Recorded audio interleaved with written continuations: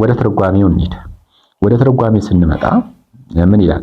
ማንኛውም በሃ ለኛ መልክ የተገለጸ እና ይላል ማንኛውም በሃ ለኛ መልክ የተገለጸ ለምሳሌ 3/4ኛ 5/3ኛ 7/9ኛ ምናምን በሚል የሚገለጹ ክፍልፋዮች ለማለት ነው። ማንኛውም በሃ ለኛ መልክ የተገለጸ ሃና ለ የድፍን ቁጥር ስብስብ አባል ከሆነ ማለት ነው። ይሄ እነኚህ ሁለቱ ድፍን ቁጥር መሆን አለባቸው። ለምሳሌ ይሄም ድፍን መሆን አለባቸው። ሁለተኛው ክራይቴሪያ ደግሞ ምንድነው? ለ ከዜሮ ልዩ መሆን አለበት ይላል። ለ ከዜሮ ልዩ መሆን አለበት። ይሄንን ካሟላ ንብብር ቁጥር ነው እንላለን። ይሄ ከሆነ የሆነ ቁጥር ንብብር ቁጥር ይባላል። አያችሁ? ስለዚህ ሃና ለ ምን ከሆነ ሃና ለ ድፍን ቁጥር ሆኖ ለ ደግሞ ከዜሮ ልዩ የሆነ እዚሁ ጋር ምሳሌ ወስጄ ላሳያችሁ። ለምሳሌ 3/4ኛን ብንወስድ ምንድነው እሱ? ይሄ ምን 3 ድፍን ቁጥር ነው። ይሄው ሃ ይላል አይደል? አሁን ይሄ ሃ ለኛ ብንል እንደዚህ ነው የሚሆነው። ሃ ለኛ ብንል እንደዚህ ነው አይደል የሚሆነው? ያ ማለት በሃ ቦታ 3 በለ ቦታ 4 እንደማለት ነው። ስለዚህ ሃ 3 ከሆነ ሃ የድፍን ቁጥር መሆን አለበት ወይም ደግሞ የድፍን ቁጥሮች ስብስብ አባል መሆን አለበት ይላል።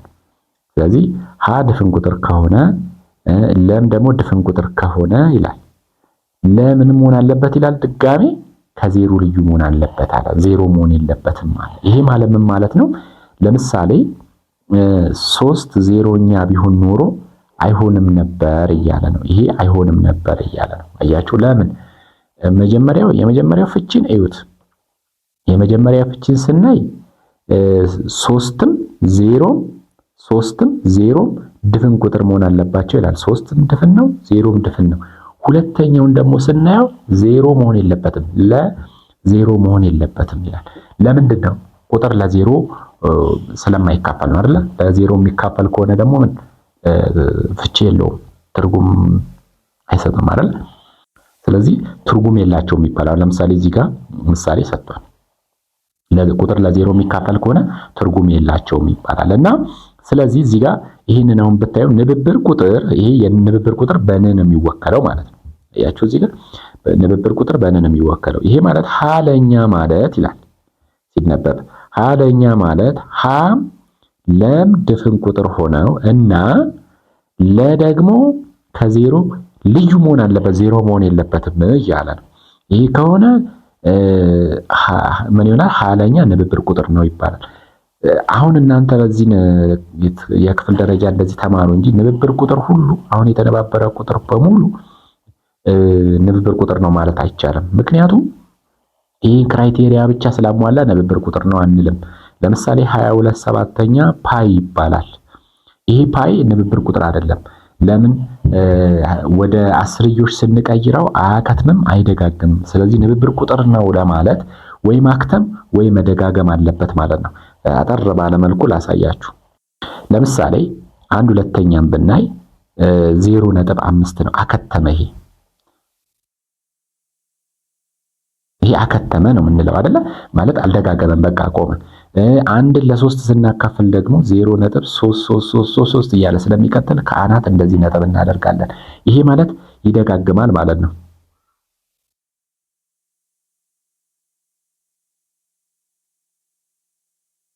አሁን ወይ የሚያከትም ወይ የሚደጋግም ከሆነ ብቻ ነው ማለት ነው ንብብር ቁጥር ነው ልንል የምንችለው።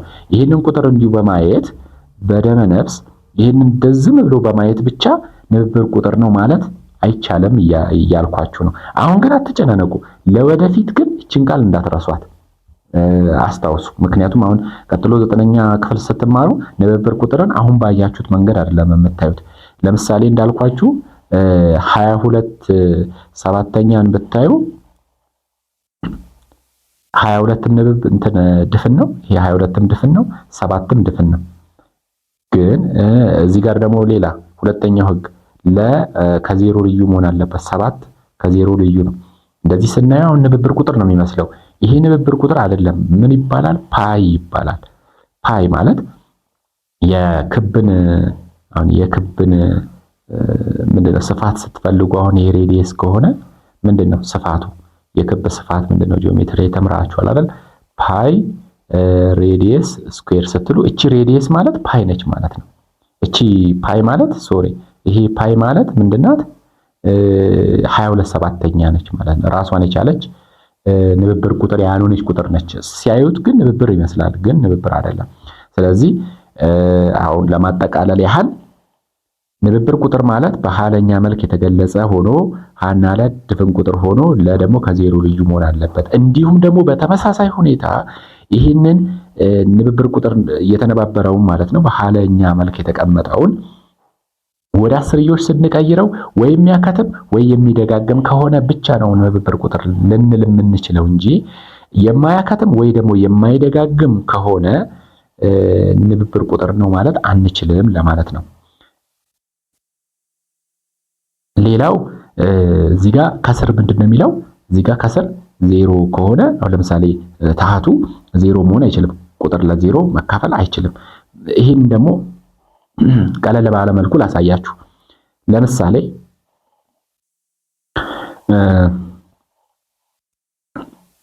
አሁን ይሄንን ፍቺን እስቲ አብረን ምንድነው የሚለው? ቁጥር ለዜሮ መካፈል አይችልም ነው አይደል? ከስር ዜሮ ለታሃቱ ዜሮ ሲሆን ትርጉም የለውም ነው አይደል የሚለው። ይሄንን ሐሳብ ላስረዳችሁ። እንዴት ላሳያችሁ መሰላችሁ? አሁን ለምሳሌ አንድን ለ0.1 አንድን ለ0.01 አንድን ለ0.001 አንድን ለ0.0001 እያልን እያካፈልን እንደዚህ ቁጥሩን እያሳነስን ከስር ያለውን ታሃቱን እያሳነስን አሁን ወደ ዜሮ እየሄድን ነው። በጣም እያሳነስን ወደ ዜሮ በተጠጋ ቁጥር ቁጥሩ በጣም ትልቅ ነው፣ መልሱ ትልቅ ነው እየሆነ የሚሄደው። ለምሳሌ ይሄ ስንት ይሆናል? ይሄ 10 ይሆናል። ለምን ካላችሁ አሁን ይሄን ለምን ካላችሁ አንድ አስረኛ፣ ምክንያቱም እቺ 0.1 ስትገለበጥ 1 አስረኛ ስትቀየር ወደ ክፍልፋይ 1 አስረኛ ይሆናል። ስለዚህ አንድ አስረኛ ይሄ አንድ ሲባዛ ይሄኛው ይገለበጣል አይደለ? 10 አንደኛ። ስለዚህ ስንት ይሆናል? 10 ይሆናል ማለት ነው። ስለዚህ እንዲህ ያለን ሌሎቹንም ስንሰራ ይሄኛው 100 ይመጣል አይደል? ይሄኛው 1000 ይመጣል። ይሄኛው ደግሞ 10000 ይመጣል። ስለዚህ አሁን በጣም ትልቅ ቁጥር ብታደርጉ ለምሳሌ 1 ሲካፈል ለ0.1 2 3 4 5 6 7 8 1 ብናደርግ አሁን ይሄ 80 ከሆነ 1 ቢሊየን ነው የሚሆነው ማለት ነው መልሱ። አያችሁ? መልሱ 1 ቢሊየን ነው የሚሆነው። አያችሁ አይደል? ስለዚህ ወደ ዜሮ በቀረበ ቁጥር ወደ ዜሮ በቀረበ ቁጥር እዚህ ጋር የሚመጣልን መልስ ትልቅ እየሆነ ነው የሚመጣው። ይሄ ማለት ምን ማለት መሰላችሁ?